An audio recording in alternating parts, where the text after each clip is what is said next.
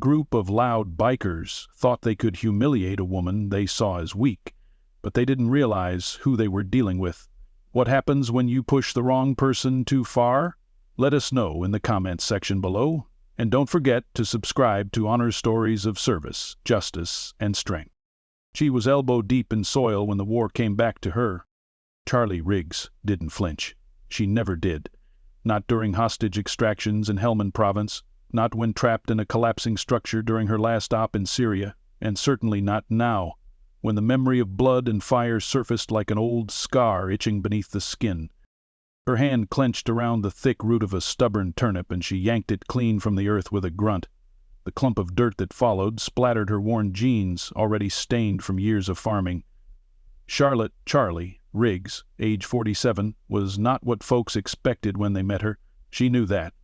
They saw a plus-sized woman with calloused hands and a soft laugh who sold jam and pickles at the Saturday market in Cedar Hollow, Oregon. Not a soul here knew she used to take down warlords before breakfast, and she liked it that way.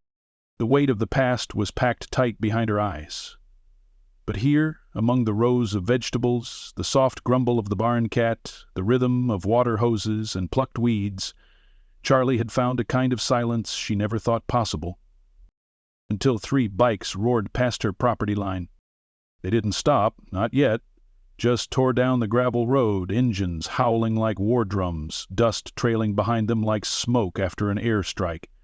Charlie's eyes narrowed. She counted the riders, 3, maybe 4, matty black bikes, no tags. She could already tell from their movement they weren't from around here, outsiders, and from the patches she caught a glimpse of, silver fangs curling around skulls. They weren't weekend warriors either. These guys were serious, or liked to think they were. She exhaled through her nose, slow and controlled, and went back to work. Not her problem. Not yet. The truth was, Charlie didn't want to get involved. Cedar Hollow was her retreat. She'd bought the old McIntyre farm 5 years ago under a different name. Nobody here knew about Delta Force. They knew her as Charlie, the woman who made killer strawberry preserves and who donated fresh produce to the local school. She liked it that way. She needed it that way. But instincts are a funny thing. They never really go away. Like how she always parked her truck facing the exit, like how she always scanned her surroundings at the market, like how she'd memorized the patrol routes of the local sheriff's deputies within the first month of moving in. So when the same bikes came back around 2 hours later and slowed this time at the edge of her land, she turned off the hose, set it down, and walked inside the farmhouse. She didn't lock the door. She didn't need to. Inside, the kitchen was warm and smelled faintly of apple vinegar and rosemary. Her boots creaked across the hardwood as she moved to the hallway. There, behind an old armoire, was a false panel. She opened it with practiced ease. She hadn't touched the case in nearly a year. It was military-grade, triple-latched, sealed against moisture. Inside, a Glock 19, a Sig Sauer P226, a folded ballistic vest, 2 flash drives, a laminated badge she hadn't looked at in years, and a photograph of 5 people standing in a dusty Afghan compound, arms around each other, eyes sunburned but full of pride. She didn't cry. She never did anymore. Charlie touched the edge of the photo, closed the case, and walked back out. Across town at Dusty's Diner, Torque Garrison was finishing his 3rd beer. Torque didn't like Cedar Hollow.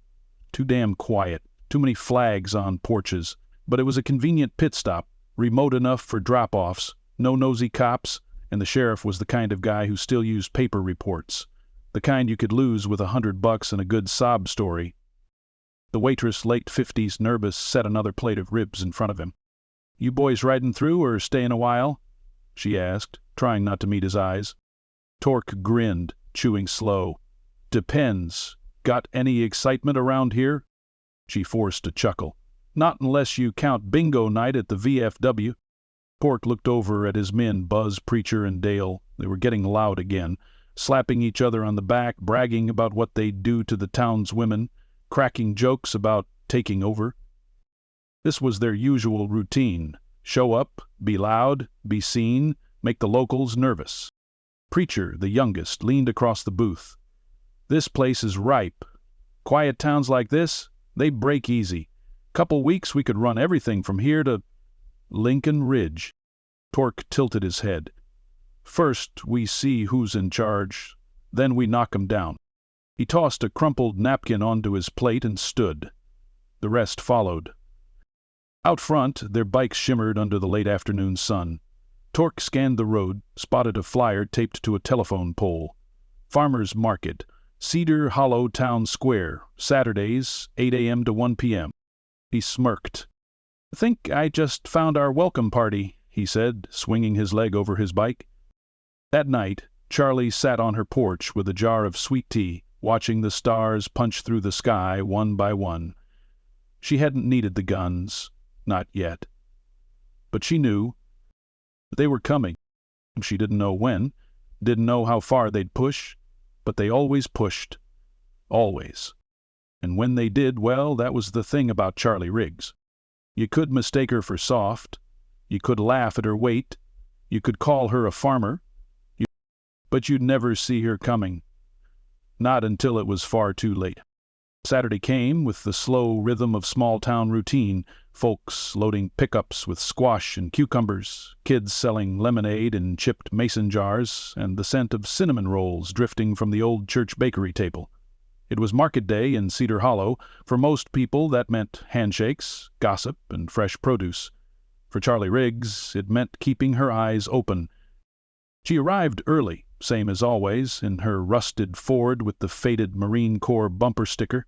It was the only trace of her military past she'd let slip, and even that, folks assumed, was her daddy's or late husband's. She never corrected them. Charlie wore a wide-brimmed hat, overalls over a plaid shirt, and thick gloves that never quite hid the strength in her hands. Her stall was simple: stacked crates of vegetables, glass jars of pickled beans, and a chalkboard with neat all-caps writing, "Riggs Farm, all local, no BS." She'd just finished arranging the carrots when Edna Eddie Thomas waddled over from her floral stand, a wide smile on her sun-leathered face and a pink apron tied tight around her belly. "Morning, Charlie," Eddie said, holding out a thermos of coffee like a peace offering. "You hear about the bikers at Dusty's last night?" Charlie took the thermos with a nod. "Saw him ride past the farm yesterday. Didn't stop." "Well, they're still in town," Eddie muttered, lowering her voice as she scanned the lot. "Sheriff's out of town till Monday, camping with his grandsons. You believe that?" "I do," Charlie replied, sipping the coffee. "He's been planning that trip for months." Eddie huffed. "Bad timing if you ask me. Something feels off. They've been asking questions about who runs things around here, about who's in charge of the market." Charlie looked her friend over, her tone level. "Did they talk to you directly?" "Just one of them," Eddie said, chewing her lip. "Tall, bald, tattoos on his neck like claws or something. Creeped me out." Charlie nodded. "That's Buzz, one of Torque's lieutenants." Eddie blinked. "You know their names?" "I read people." Eddie didn't push further. She knew better.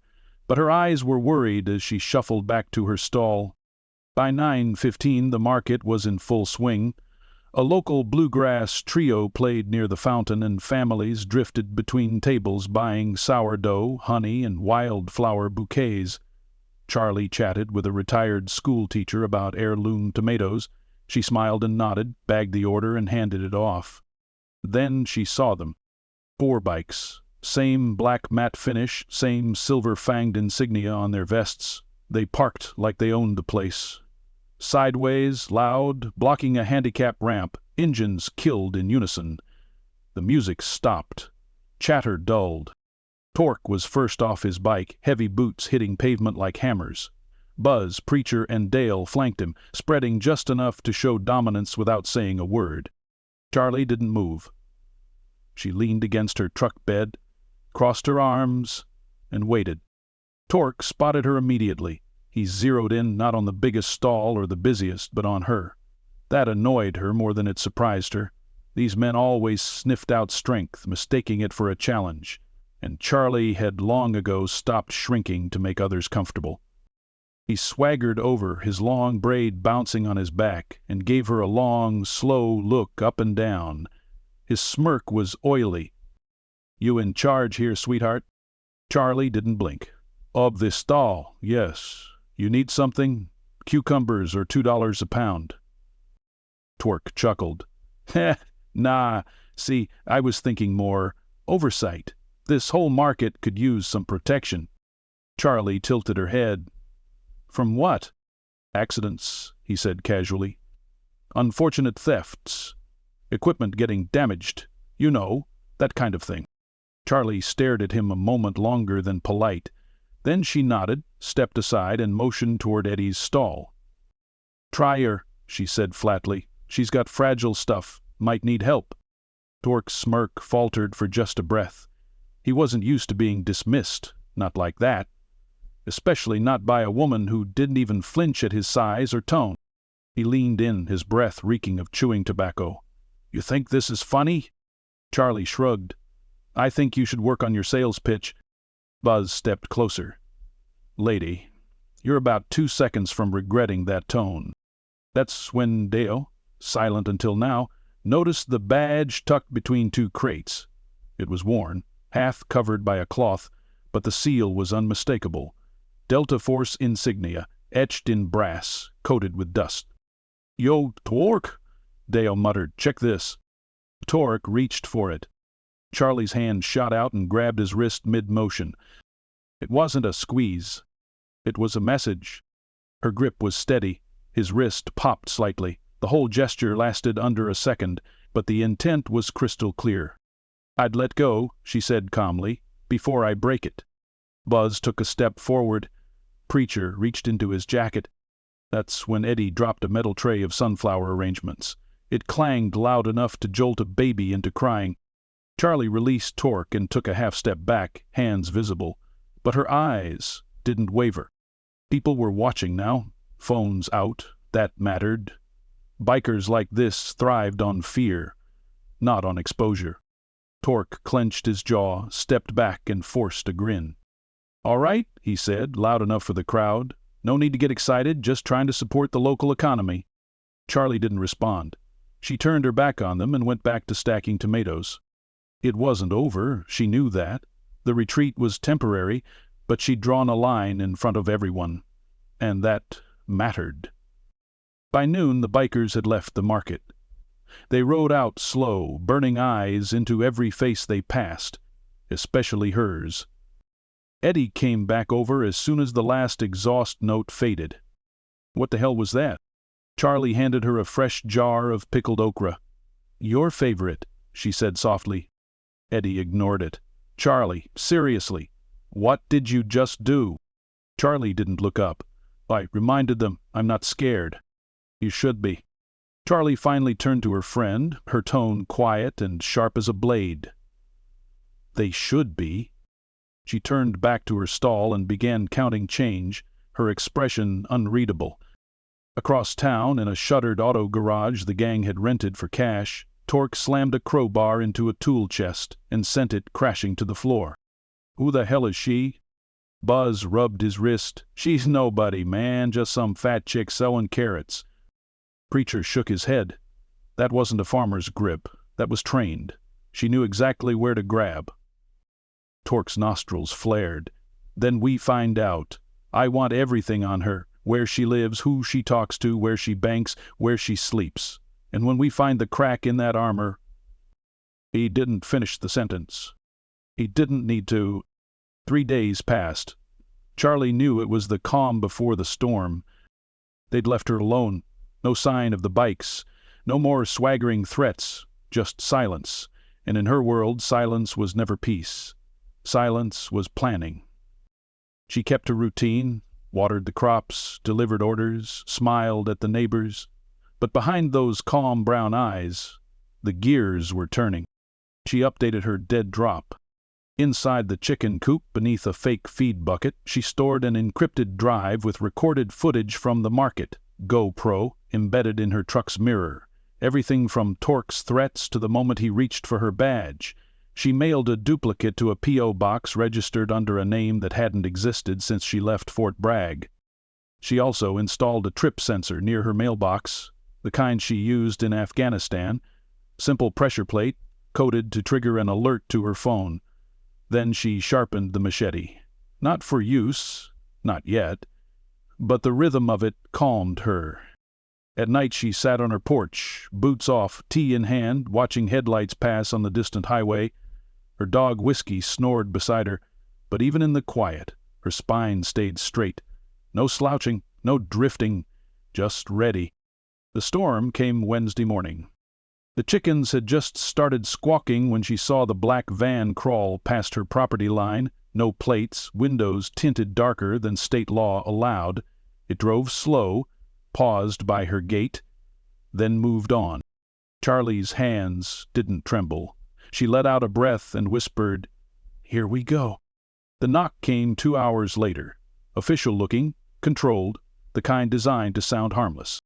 She opened the door with her left hand, right hand just out of sight. The man on her porch wore a windbreaker with the Department of Agriculture's seal. He smiled too easily. "Miss Riggs." She raised an eyebrow. "That's me. Randall Morris. We're doing some follow-up inspections, compliance checks. You know the drill. Mind if I take a look around?" Charlie leaned against the doorframe. "We had a surprise audit last month. Passed." "This is separate," he said, smile still in place. "Just checking on pesticide reports and irrigation runoff. Standard procedure." "Got a warrant?" That made him blink. "It's not that kind of inspection." "Then it's not that kind of farm." His face twitched, just a little. Charlie crossed her arms. "I know when someone's fishing. You boys want to come back with paperwork? Be my guest." He adjusted his tie. "You refusing a federal inspection, Ms. Riggs?" "I'm refusing a liar in a jacket from eBay," she said. "Your seal's peeling, by the way." He didn't answer, just gave her a slow nod and stepped off the porch. 2 more men, previously hidden in the tree line, followed him down the driveway. Whiskey growled low beside her boot. That night she reached out. She pulled a flip phone from the false drawer beneath her sink. The only number programmed in it was marked Morgan. She hit send. It rang once. "Riggs," said a gravelly voice on the other end. "Didn't expect to hear from you. Wasn't planning on it. You monitoring Cedar Hollow?" "Always. You want me to activate the protocol?" "Not yet," she said, "but it's getting close." There was a pause. "You think it's Stone?" "Smells like him. Sloppy fronts, intimidation over subtlety. Same pattern from Darara. You need backup?" "Give me 48 hours. If I don't call back, burn the dead drop. Trigger the drop net. Assume full exposure." "Copy." She hung up. In town, Torque wasn't sitting still either. He'd watched the market footage Preacher recorded. Shaky, shot on a burner phone, but it was enough. The way she moved, the way she watched, the way she didn't flinch when a man twice her size stepped close. That wasn't small-town guts. That was training. Elite kind. He'd made a few calls of his own, not to any biker contacts. They didn't operate in this sphere. No. There he reached higher. The contact answered in code, in Spanish, through a proxy server. When the voice confirmed it was listening, Torque laid it out. "Target in Cedar Hollow, civilian identity, Charlotte Riggs, runs a farm. Intercepted us at a market with forced confidence. I want her vetted." Silence for a moment. Then, "Already on our radar. Confirmed Delta background. Possible involvement in disrupted ops in Kunar and South Sudan. She's not a target. Yet. Why the hell not? Because she's useful. And she's quiet, unless provoked." Torque gritted his teeth. "She broke my wrist." "Then maybe you shouldn't have underestimated her." The line went dead. That only made Torque angrier. He pulled a map off the wall in the garage, tacked it down, started marking out farms, roads, sheriff patrol loops, and local infrastructure. He wasn't going to let some ex-soldier humiliate him in front of his crew. If the feds wanted her alive, fine. He'd just make her wish she wasn't. That night, Charlie drove out to the old grain silo outside town. No one used it anymore. But it still had a concrete base, and more importantly, it had line of sight over 3 possible approach routes to her property. She'd built a cache there a year ago, just in case. Food, ammo, a backup phone, old field gear. She checked the contents. Everything was dry, intact. She swapped the SD card from her truck cam into the field rig, just in case the truck got traced. Then she sat under the stars, wind sharp on her face, and remembered a different night. A night in Fallujah. Same sky, different mission. One where 3 of her squad didn't make it back. She whispered their names. Then she whispered, "You don't get to take my home, not after everything we gave." The next morning, the trap began to tighten. At 7:12 a.m., a call came through from the bank, a flagged transaction on her business account. Someone had tried to wire $5,000, 0 cents, to an unlisted vendor. Blocked, but the alert system lit up. At 8:06 a.m., Whiskey started barking furiously at the east fence. Charlie found footprints, large, male, fresh. At 10:45 a.m., the power went out, only at her house.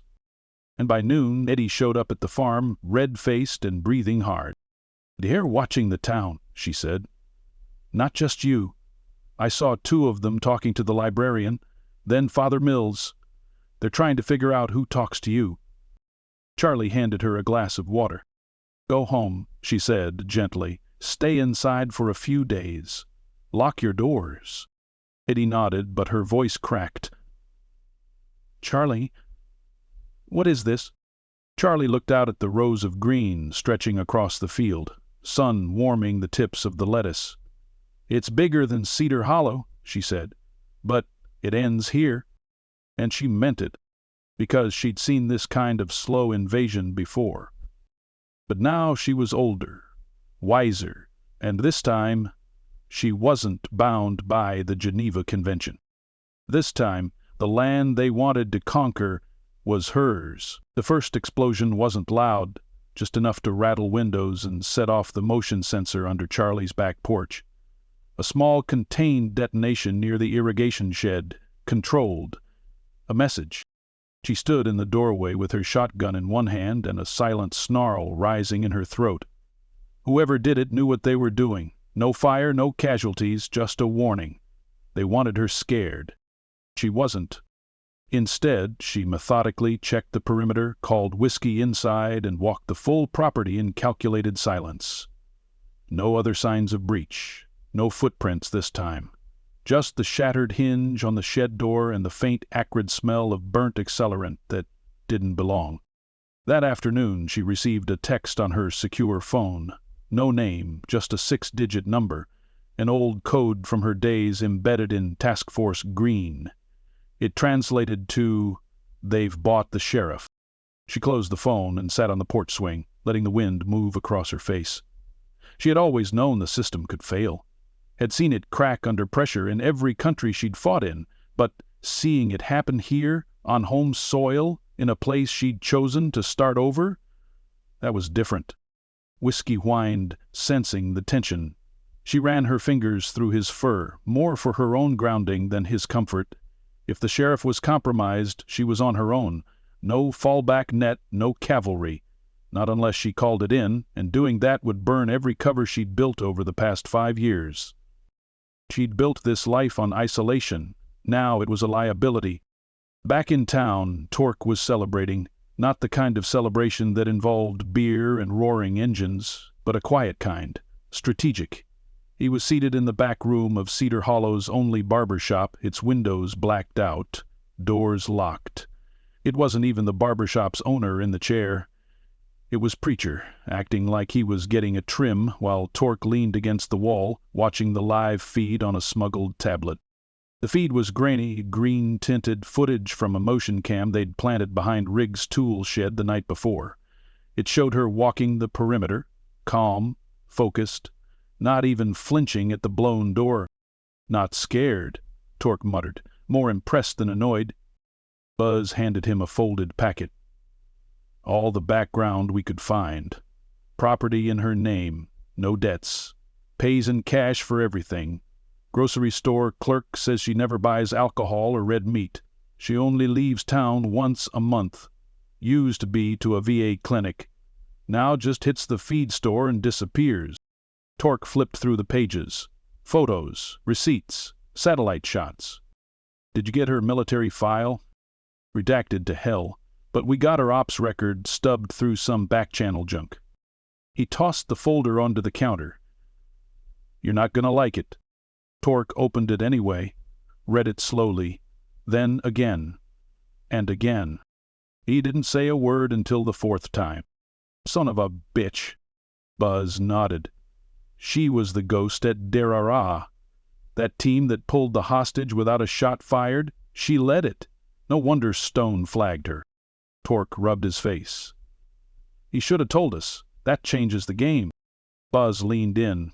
He didn't think she was a threat, said she wouldn't engage unless provoked. Well, Torque said, setting the file down, then I guess we provoked the wrong damn person. Still, the adrenaline surged through him. The challenge wasn't a turn-off, it was fuel. If she was Delta, she was trained not just in combat but in disruption, infiltration, psychological ops. And that made this more than a shakedown. This was war. Charlie knew it too. That night she drove to the old ranger station 20 miles outside of town, abandoned, long since defunded by the state. But inside, under the rotting floorboards, she had stored a backup comms kit, solar-charged, military-encrypted, low-frequency. She opened the crate, booted the rig, and sent a single coded pulse. Level 3 threat, compromise confirmed, no civilian alert. She sat back against the wall, listening to the wind press against the windows. No one would come yet, but the signal was sent. If she didn't check in within 72 hours, a package would go live. One that wouldn't just alert the FBI, but leak General Stone's private shell companies to 3 different whistleblower networks. He didn't need to win the fight. She just needed to outlast the clock. Back at the farm, things were shifting. He'd noticed 2 more vans that day, one at the town's only gas station, another parked outside the hardware store. Men inside, pretending to scroll phones but checking reflections in glass. Watching. Cataloging. She also noticed Eddie's grandson had stopped showing up for his weekly lawn job. The Thompsons' barn lights were off when they were usually on, and the librarian, who always waved when Charlie drove by, now stared at her feet and turned away. The town was scared, whether by bribes, threats, or a whisper campaign. The Black Fangs were doing what insurgents did best, winning through fear. As Charlie adapted. She reset her tripwires, placed trail cams farther out, nearly a mile from the house, switched to a burner car, a dusty blue station wagon she'd kept under tarp in her barn for years. It still ran like a dream. She also began moving food into her cellar, non-perishables, backup batteries, and water. Enough for a siege, if needed. But even she couldn't prepare for what came next. At exactly 3:06 a.m., her phone buzzed. A single ping. One of the sensors gave 3. She rose silently, pulled on boots, slung her rifle, and stepped out into the dark. The moon was a sliver, and the fog had rolled in thick, covering the fields like spilled milk. She moved low, silent, cutting across the dew-soaked rows of squash. At the ridge near the beehives, she paused. Moved. 2 figures, cloaked in dark, moving toward her barn. They had night vision. She didn't move. She waited. One of them crouched to place something at the base of the barn door, small, cylindrical. Not explosives. A bug. Surveillance tech. Possibly motion-triggered audio capture. The second man covered him, scanning the tree line. Charlie took aim. But didn't fire. Not yet. Instead, she reached into her belt pouch, pulled a tiny black disc, and tossed it 2 feet to her left. It clicked when it hit the ground, a deliberate distraction. The coverman turned, reacting just as trained. Charlie flanked fast, low, and hit the crouched man with a hard blow to the throat using the butt of her rifle. He crumpled without a sound. The second man swung around just in time to meet her elbow straight into the bridge of his nose. He dropped with a grunt. No gunfire, no mess, just two unconscious bodies sprawled at the edge of a pumpkin patch. Charlie looked down at them, breath steady. "You boys are amateurs," she muttered. She checked their IDs, fake, no surprises. But their gear was real, military grade, likely filtered through one of Stone's cutouts. She dragged them to the shed, bound their hands with zip ties, and placed their earpieces into a small signal jammer she activated from her hip. They weren't calling home anytime soon. Then she whispered to the night, "Tell your boss I'm still standing." And then she went back inside and brewed coffee because dawn was only 2 hours away and she wasn't about to give them the satisfaction of looking tired when it came. By sunrise, Charlie had already scrubbed the blood off her gloves and burned the evidence.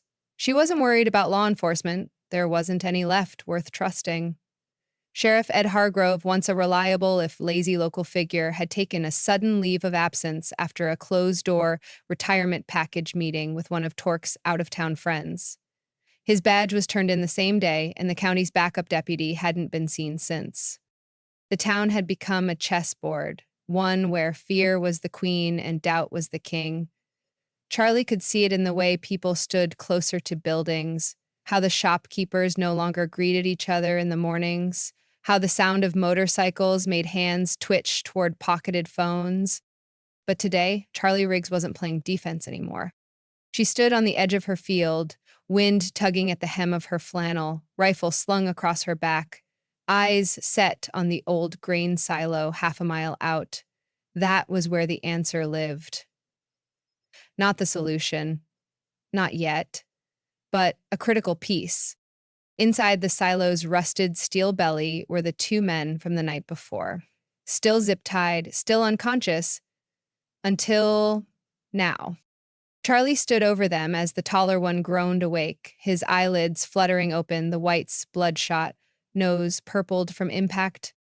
"Morning," she said, her voice neutral, calm. "Name?" The man swallowed and didn't answer. Charlie nodded. "Okay, let me make it easier. You're not dead. That means I'm still being nice." "Still nothing." She crouched beside him, taking off one glove, the scar across the back of her hand, a deep diagonal ridge.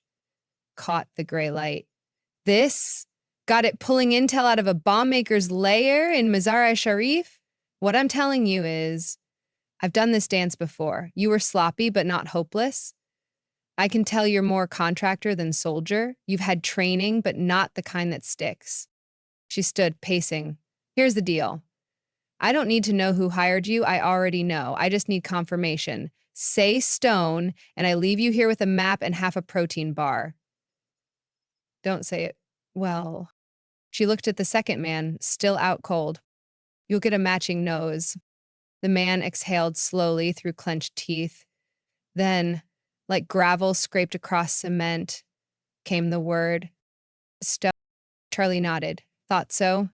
She tossed a knife down on the floor beside him, not to use, but as a challenge. "If you try to cut those zip ties and run before I'm a mile away, I won't chase you. I won't have to." She turned and walked out. By the time the door slammed shut, the man hadn't moved. An hour later, she was in her truck, driving toward the old church basement in Cedar Hollow. It wasn't used for sermons anymore, just potlucks occasionally. Bible study rarely. But today, it would be something more important. Charlie had called a meeting. She only trusted a few people. Eddie, for one. The Thompsons, who'd stopped answering their door. Turns out they'd been sheltering two teens from a family down the road who'd received threats for speaking to Charlie. And Mrs. Delgado, the retired Army nurse who ran the local second-hand shop. They were already inside when Charlie arrived, seated in mismatched chairs, tensions sitting like dust on their shoulders. "Is this really happening?" Eddie asked as Charlie entered. Charlie locked the door behind her. "It's been happening. Now we fight back." "But how?" asked Mrs. Delgado, pushing her glasses up her nose. We don't have weapons. We're not soldiers. We're just townsfolk. Charlie stepped to the front of the room and laid a map of Cedar Hollow across the old table. It was hand-marked, color-coded, each square labeled with watch routes, drop points, even projected movement based on recent biker activity. You don't need to be soldiers, Charlie said. You need to be neighbors. Coordinated, smart, and unafraid. She pointed to the southwest ridge. This is where they store their gear, modified tool shed on the Harker property. They think it's safe because nobody's challenged them. Next, she pointed to the library.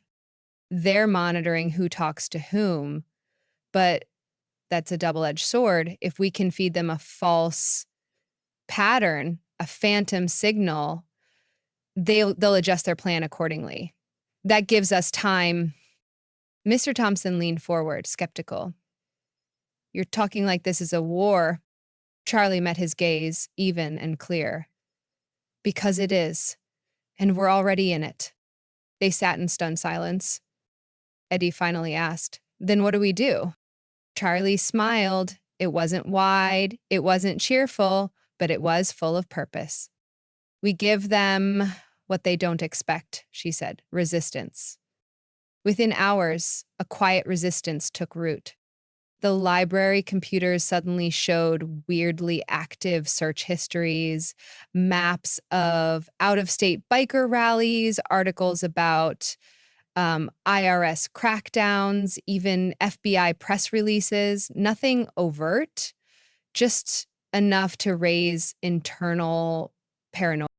Mrs. Delgado dropped accidental references to DEA agents vacationing nearby to passing bikers in her shop. Mr. Thompson pretended to be drunk in front of two low-ranking gang members and whispered that he'd buried the flash drives where even God wouldn't find them. Torque started to notice. He called a meeting at the abandoned auto garage. His lieutenants were already there, brows furrowed, voices low. They're spooking, Buzz muttered. We caught a kid with a drone over our gear cache. Could have been playing, but that ain't coincidence. Preacher added, and the church basement's been locked every afternoon this week. People going in, coming out. Low profile, but coordinated. Torque scowled. She's rallying them. Dale, watching the street through a side window, muttered, They're treating her like a general. She is a general, Torque hissed. We just didn't see it. He turned back to his crew. Then we escalate. If they want to act like soldiers, we treat them like insurgents. He didn't know it yet, but that was the exact phrase that activated the protocol Charlie had wired into her farm's emergency net. Across town, in a buried conduit near her barn, a silent transmission was sent. GPS tagged, encrypted. To Morgan, to Langley, to the ghost net still watching General Stone. And that was all Charlie needed. The next morning, at 4:42 a.m., she walked back into the silo. The man she'd left there, his partner now gone, sat curled in a corner, still zip-tied, less arrogant. You made it out, he muttered. Charlie raised an eyebrow. So can you. And he didn't respond. I have a proposition, she said. You help me take down your pipeline, trace the flow of money and goods back to Stone, and I tell Morgan to let you walk. And if I say no? Charlie crouched again, same as before, quiet and steady. Then you go down with them, your name, your face, your prints. I've already logged them. When this blows up, and it will, you'll be just another gear in Stone's machine. But help me, and maybe you don't have to be that guy anymore. He hesitated, then finally nodded. All right, I'll talk. Charlie stood and exhaled. Whiskey, waiting outside the silo door, gave a quiet, approving bark. The tide was turning, and Charlie Riggs was just getting started. The sky over Cedar Hollow was clear and wide, not a cloud in sight. The kind of day people remembered years later, not for the weather, but for what happened under it. Charlie Riggs stood at the edge of the market square, her boots planted firmly on the sun-baked pavement, arms crossed, hat low over her eyes. Around her, vendors were setting up as if it were any other Saturday. Baskets of peaches, honey jars, quilts, and books filled the tables. But there was something in the air, thicker than heat, heavier than sunlight. Anticipation? Behind her, Eddie passed out flyers that weren't really flyers, they were distraction tools, printed petition to save the post office headlines, masking instructions on what to do if things went south, a meeting point, emergency numbers, medical instructions. It looked like civic action, but it was war protocol dressed in a cardigan and clipboard. Charlie had timed everything down to the second. The man from the silo, his name was Adam, had come through. He mapped out supply chains, delivery dates, personnel names, and weak links. He also revealed something Charlie had suspected but needed confirmed. The Black Fangs weren't just a gang. They were moving military surplus for General Stone through fake nonprofits and shell corporations. Cedar Hollow was a drop zone, never meant to be permanent. Just another cog. Until Charlie said no. Morgan had confirmed receipt of the protocol signal. He hadn't said much, but his silence meant action. He'd given her a 48-hour window for local containment before the feds moved in. That window closed in 23 minutes. Charlie scanned the street. They were coming. The first rumble echoed down Main Street like a slow thunder roll. Engines. Not one or two, but a whole swarm. The Black Fangs weren't hiding anymore. They wanted the town to see them. They wanted fear to arrive before they did. Charlie didn't flinch. Torque led the pack, riding dead center, flanked by Buzz and Preacher.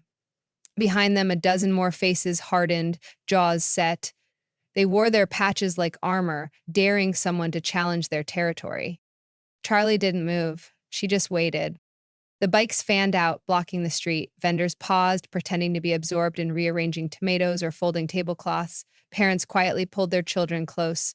No one screamed, no one ran, just held breath.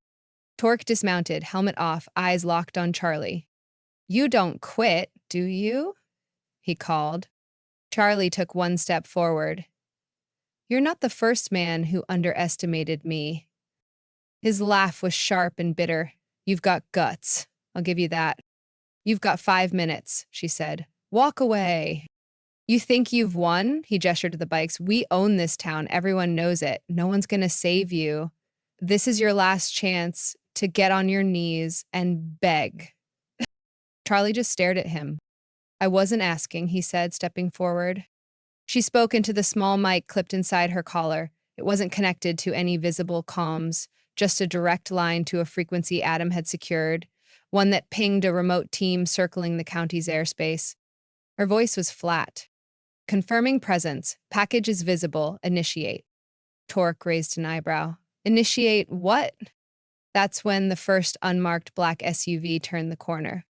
And then another, silent, no sirens, but unmistakable. A helicopter roared overhead, white, unarmed, its markings stripped, a high-resolution camera mounted to the belly. Two agents clad in tactical vests without logos stepped out of the lead SUV and raised their hands. "Wayne Garrison," one of them called. "You're under federal investigation. Do not resist." The bikers turned, confused, angry. Preacher reached for his waistband. Charlie shouted, "Don't." Too late.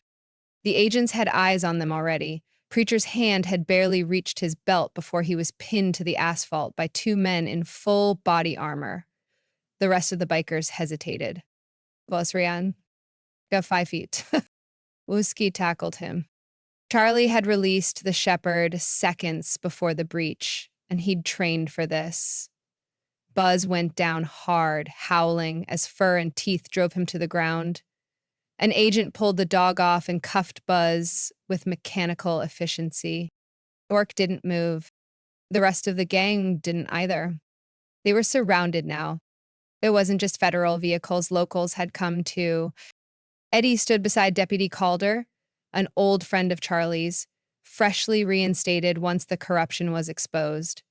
The Thompsons were there too, cell phones up, streaming live to every neighboring town's Facebook page. This wasn't a fight. It was a reckoning. Torque's jaw twitched. "Stone'll come for you." Charlie walked up to him, close enough for only him to hear. "Who home?" She leaned in. "He's already in custody." His eyes widened. "I sent a file packet to 3 international watchdogs," she said. "Interpol flagged his Cayman accounts yesterday. He's done, just like you." The fight drained from his shoulders. He tried to spit at her. She moved faster than his jaw. Her hand clamped on his shoulder and forced him to the ground with practiced ease. The agent stepped in to finish the takedown. She didn't need to. It was already finished. An hour later, the market was open again. Charlie sat behind her stall, handing out pickled okra and squash like it was just another day. The vendors returned, the shoppers returned, even the music picked back up. Someone's nephew strumming bluegrass tunes behind the honey stand. Eddie leaned against Charlie's table, sipping coffee. "So that was something." Charlie smiled. "Yep. You gonna tell me how deep this rabbit hole went?" Charlie shook her head. "Doesn't matter anymore." Eddie grinned. "Well, if you ever want to write a book, I know a guy." Charlie laughed, full and real. Whiskey lay curled at her feet, tail thumping against the crate. A little girl ran by chasing bubbles, and an old man in overalls tipped his hat as he walked past with a bag of fresh radishes. Normal had returned, not by chance, by choice. Because one woman refused to bow, because she remembered what she'd fought for overseas, and because some battles are worth fighting twice, once abroad and once at home. As the sun dipped below the ridge, casting long golden shadows over the town she'd saved, Charlie Riggs leaned back in her chair and let herself relax for the first time in years. The town was safe. The storm had passed. And she finally was home.